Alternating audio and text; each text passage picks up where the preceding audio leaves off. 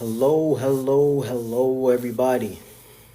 Once again, hello, everybody.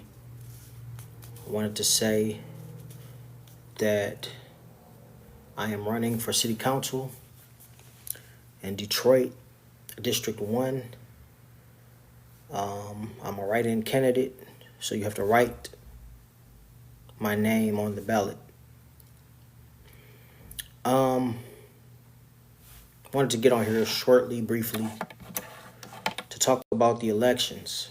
It's coming up November 4th, this month, this year, November 4th, 2025. And we want you all to go to the polls, go to your direct locations and vote. Do not do the absentee ballots. Go in and vote. I know it's been some early ballots out and people have already voted. Some have even said after filling out their absentee ballot and voting already or too early that they wish they could take back some of their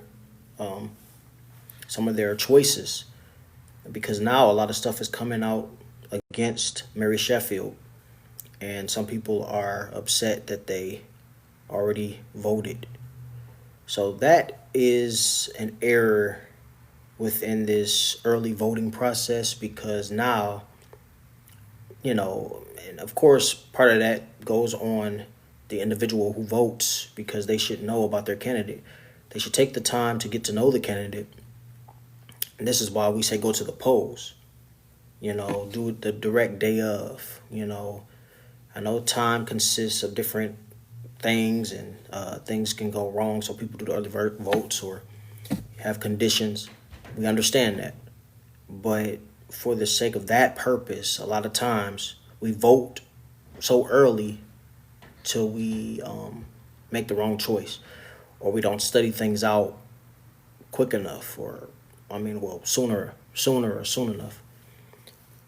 We just see them as a good person. However we vote, appearance, they've been in there longer, they got the experience. It's a new thing out there too. The historic moment, this is making history. The first black woman, or this, that, and the other, and we shouldn't even let that be that can be a tool of that can work against us as well, because it's not about the first anything. It's about what's right, who's doing right. And if a person has been in office 12 to 16 years, and you vote for them again to try to give them an opportunity to try to fix something, or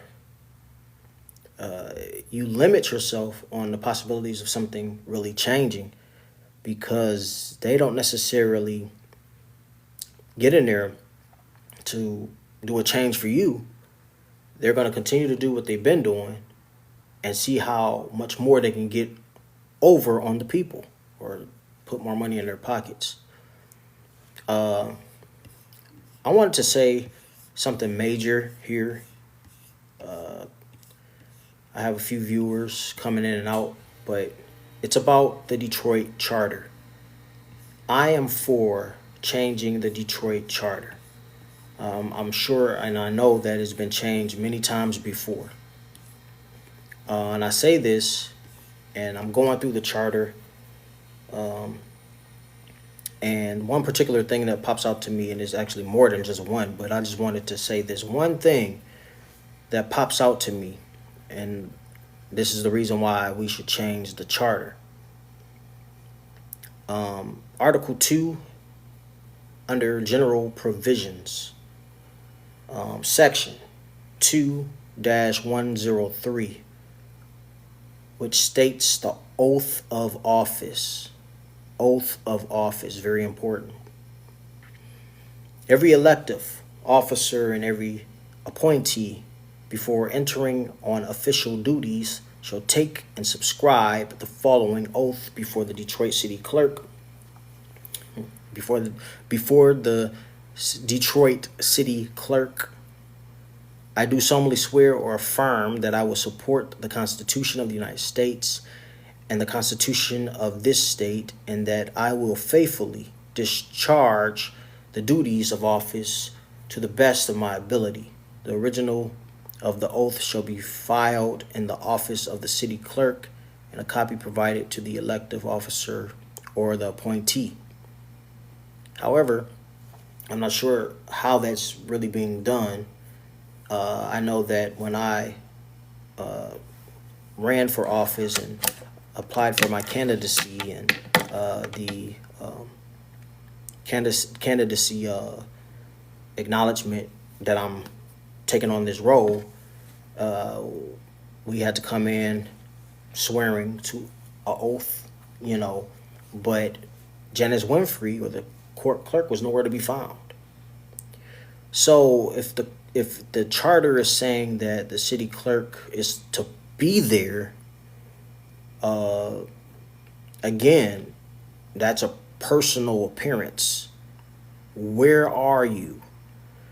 And not only that,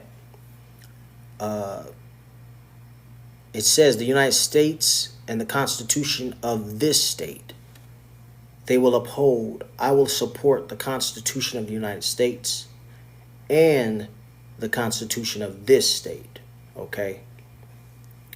So they can't get around the Constitution of the USA as a whole, right? Because it's in the charter, yeah. But the Constitution of this state and that Constitution that is of a whole is totally different. And again, government makes those policies in each state not bound by the Constitution as a whole for the USA. And we start to notice that, and it's at odds. And that's a big reason to change the charter.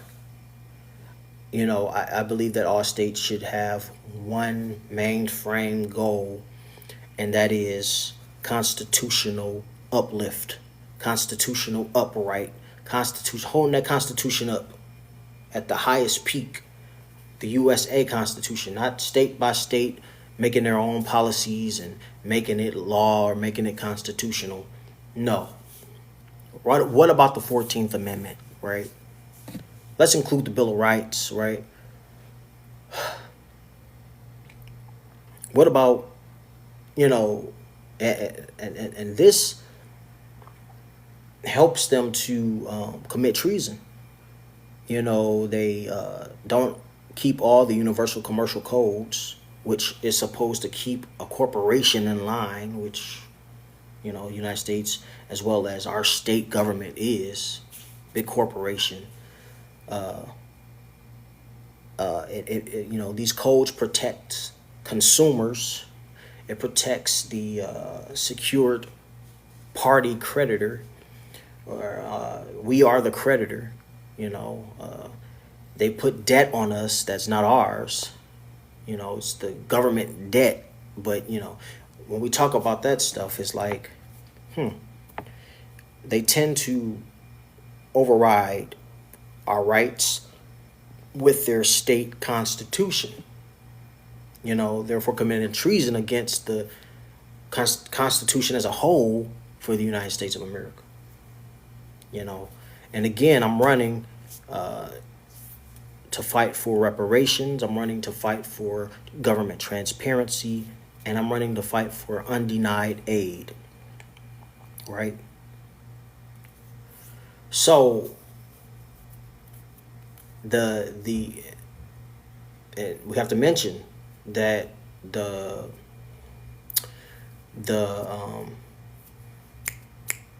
what is it? The debt limit is there. We have to notice that that's a real thing.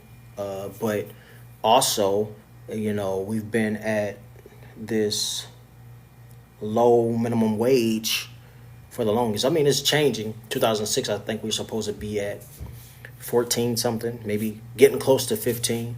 But still, we should have been past $15 already. Minimum wage. Let's be real. We have to be more interested in the education of our people so that we can have more owners, business owners, right? Um,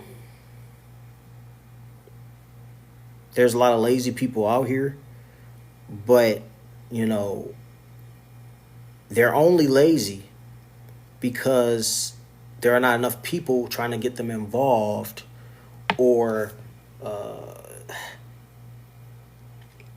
we have to be inspired within ourselves. But sometimes it's certain things that inspires people and puts a fire under them to want to do more, right?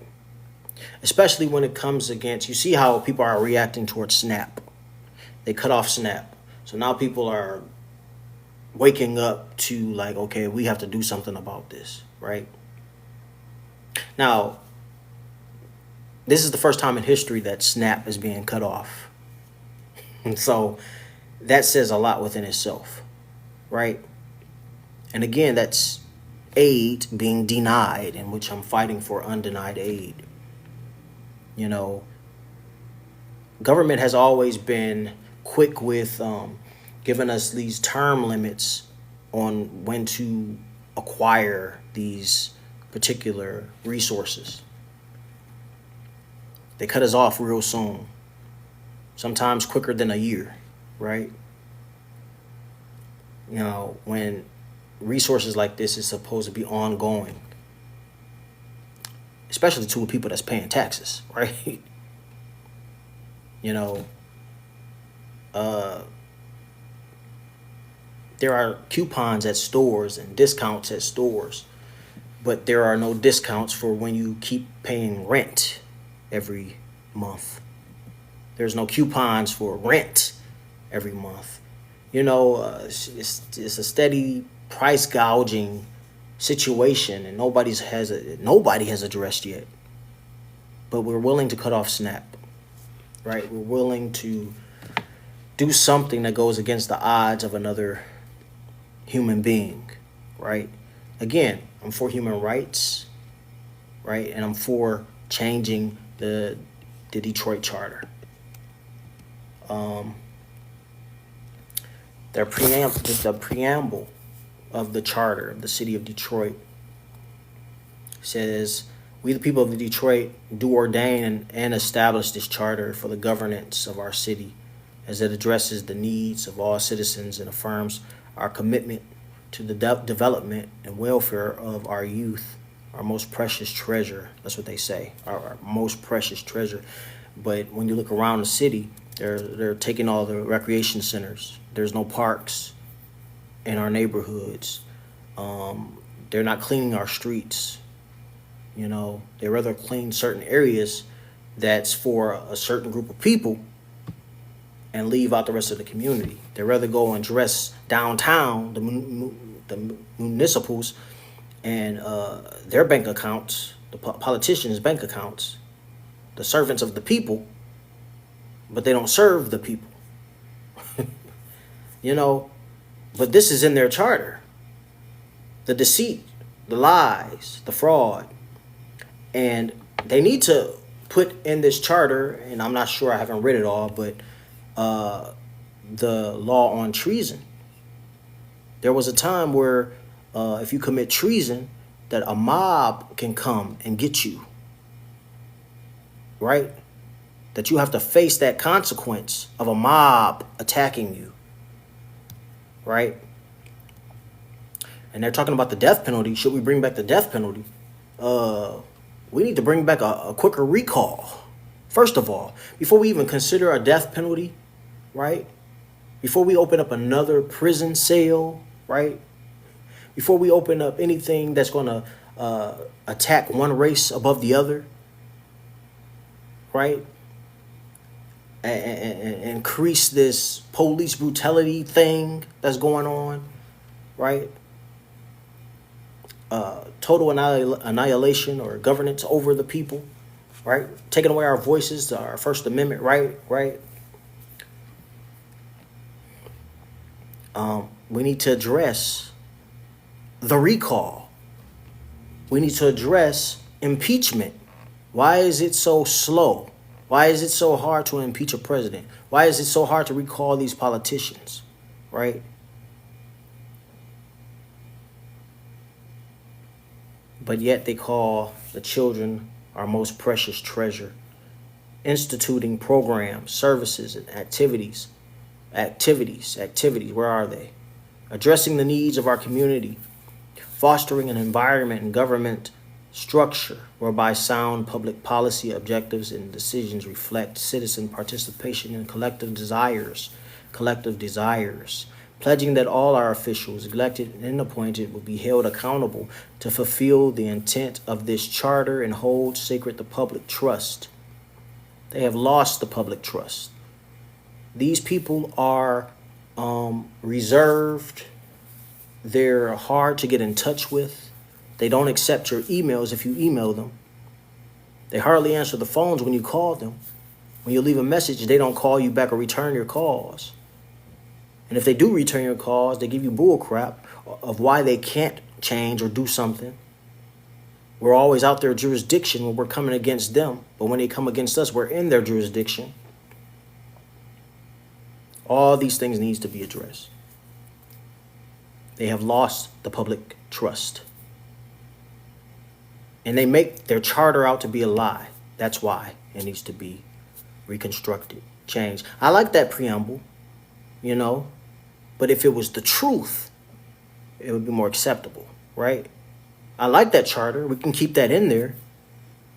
But we have to go through this thing and rearrange some stuff to incorporate the Constitution of the USA as a whole and throw out state policy, right? If we let the government run with policy, they will run game on you. If we let the government run with policy, they will run game on you. That's how it's always been. Policy being above law is a no-no. They say acknowledging our blessings from the Most High, we pray our efforts will be accepted. Okay? It's unacceptable right now because they haven't really done what they said they were going to do.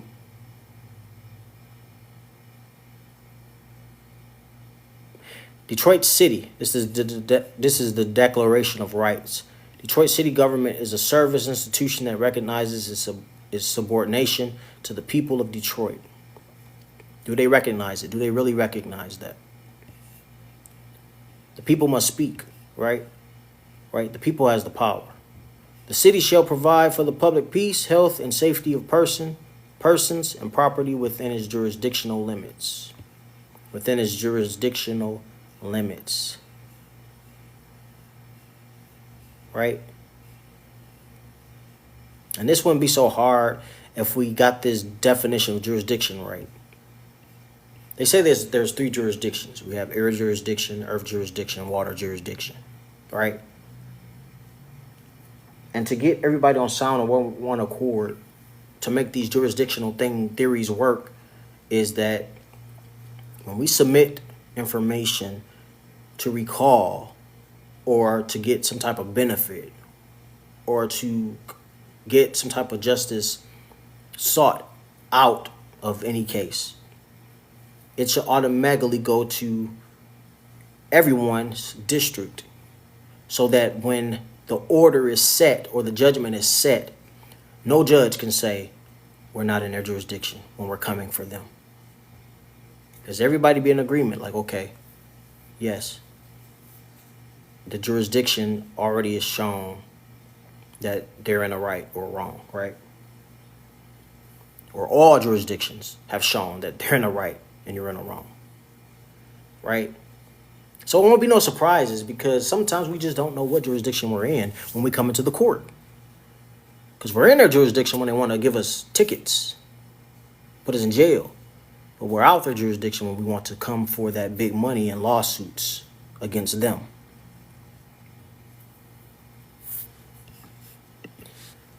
Recall and impeachment, folks, shouldn't be hard.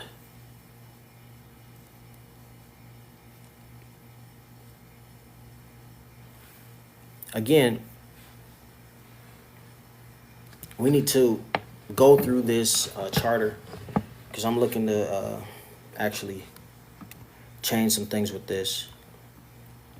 I've already have a potential ordinance written for affordable housing.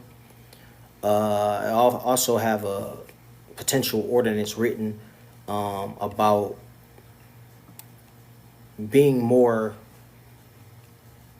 about grants being more attainable than loans, grants, free money. You know, because they're quick to give us these loans, but where are the grants? Where's the grant money? You know, and of course it's more easier for businesses and stuff like that. But everybody is not into business. Everybody don't have a business. They should. They should.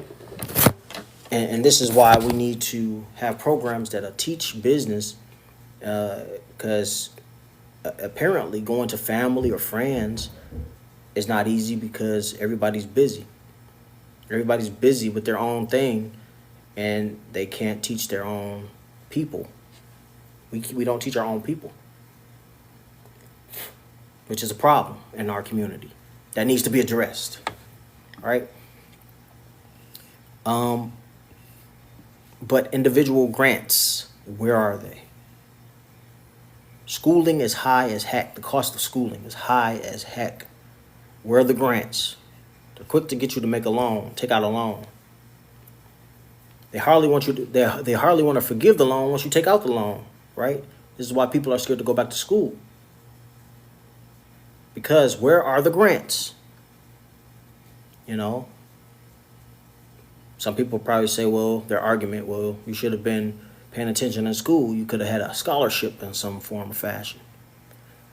We know that everybody don't get those scholarships, right? So again, we need to make some changes with the charter. We need to make some changes with a lot of things. There's a lot still to fight for. There's a lot still to fight for. And I'm looking at the Detroit Charter that was made January 1st, 2012, adopted November 8th, 2011. There's another charter that was fixed up, I guess, 2014. So, again, obtaining the right charter, and then we can move forward from there. But I just wanted to come forth and say that, and that elections, again, November 4th, go and vote, go to the polls and vote, go to your location and vote, not the absentee ballot. Because like I said, people that voted early are now having a hard time believing that a lot of stuff is going on with Mary Sheffield at this point, and they're mad that they voted for her now. You know, all this stuff is coming out on her and her backdoor stuff, right? And again, as I stated on Facebook, I have my blacklist of people I was going to vote for. Of course, there's a certain list in every district. It's about probably like 5 categories. But it's been an extensive list that was sent to my email because I'm running and they wanted me to do this survey. So it was more people, even including the president and all this stuff we could vote for. So I want to share that list with you guys, my black list of that. Okay. So for mayor, I suggested that people vote for Ken Locke. That's who I'm voting for. Mayor Solomon Kinlock. I was going to vote for Police Commissioner Oliver Gant. Oliver Gant. He's District 3, of course. I'm District 1. So they had other names on my list, but he's a write-in candidate, so I could just write him in. City Clerk. We're not voting for Janice Winfrey. We're voting for Teresa Williams. Right, Teresa Williams for City Clerk. Teresa Williams. Teresa Williams. Teresa Williams for City Clerk. Detroit City at Large. Lucius Conway. Lucius Conway. District 1, City Council, write my name down. James Chandler, Detroit District 1, City Council, District 1. Me, James Chandler. You write my name. I'm a write-in candidate. So you got to write me down. For U.S. Senate,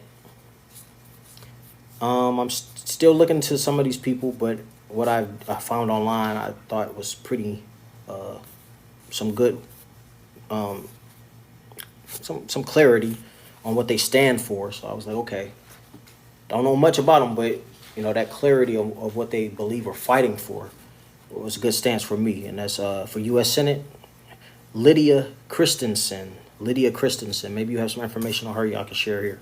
Feedback. For U.S. District 12, I didn't know nobody else. You know, I don't know who's running like that. U.S. 12. Well, I don't know all the other candidates, but I know Rashida Tlaib. So I didn't really want to vote for Rashida Tlaib, but you know, she's been okay, I guess. U.S. District 12, Rashida Tlaib. Okay. For governor, it was a super bad list for governors. I'm sorry, I was going through that list and I seen some bootlicks and some real targeted black folks, you know, up in there. That was kind of like, okay, coonery. But